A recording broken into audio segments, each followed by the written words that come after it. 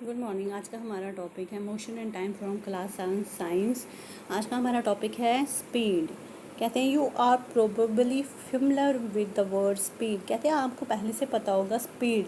Speed हम ज़्यादातर ये वर्ड यूज़ करते हैं, उसकी इतनी स्पीड है क्या, बड़ी सारी चीज़ों में हम यूज़ करते हैं स्पीड। मतलब उसका खाने बनाने में स्पीड बड़ी अच्छी है, ये वो वहाँ पर स्पीड का वर्ड यूज़ किया जाता है। तो ये आपको पता होगा। कभी हम बोलते हैं उसके लिखने की स्पीड बड़ी तेज़ है, या वो बहुत तेज़ी से बोलता है, उसकी स्पीड बहुत तेज़ है।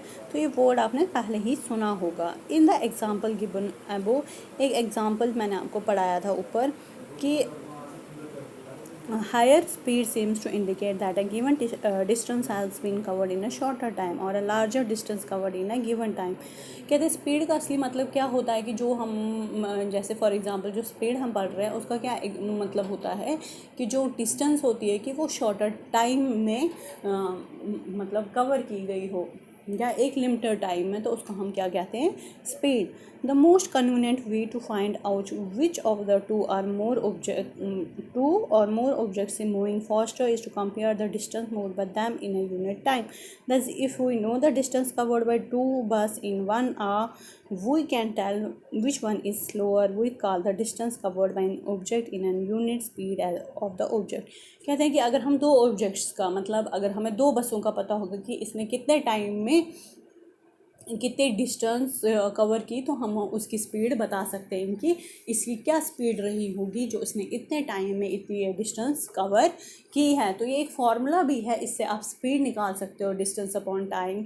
अगर किसी चीज़ का आपको स्पीड निकालना हो तो आप कर सकते हो उसको, डिस्टेंस बाई टाइम। जितनी डिस्टेंस होगी और जितना टाइम होगा तो उससे हमें पता चलेगा कि उसकी स्पीड कितनी है।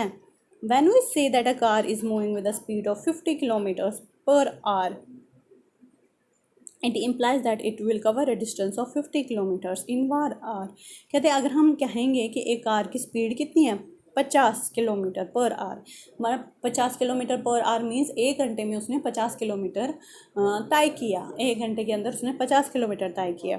तो इसका मतलब क्या है कि डिस्टेंस कितनी कवर की है, 50 किलोमीटर 1 आवर में। However car seldom moves with a constant speed for 1 hour. In fact it starts moving slowly and then picks up speed. So when we say that the car has a speed of 50 kilometers per hour, we usually consider only the distance covered by it in 1 hour. We do not bother whether the car has been moving with a constant speed or not that during hour।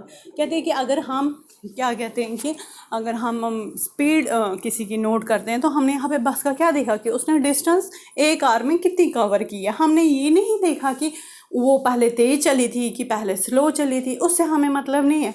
हमें इससे मतलब है कि अगर वो पूरा तेज़ ही चली थी, अगर वो पूरा स्लो ही चली थी, बट हमने यहाँ पे नोटिस किया कि उसने 1 घंटे में 50 किलोमीटर तय किए। तो हमें सिर्फ यहाँ पर यही देखना है।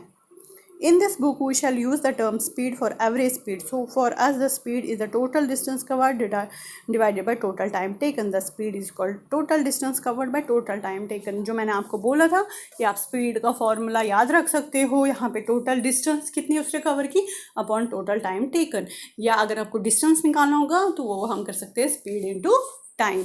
तो ये एक क्वेश्चन है, इसके ऊपर बड़े सारे क्या होते हैं कि न्यूमेरिकल्स आपको पूछे जाते हैं, शॉर्ट आंसर ऑब्जेक्टिव्स पूछे जाते हैं। तो आप आराम से क्या कर सकते हैं, अगर डिस्टेंस अपॉन टाइम दिया हो तो उसको डिवाइड करके आप स्पीड निकाल सकते हो, या अगर आपको डिस्टेंस निकालना होगा तो स्पीड इनटू टाइम करके आप दोनों में से एक तो गिवन होगा तो वो आप आराम से निकाल सकते हो।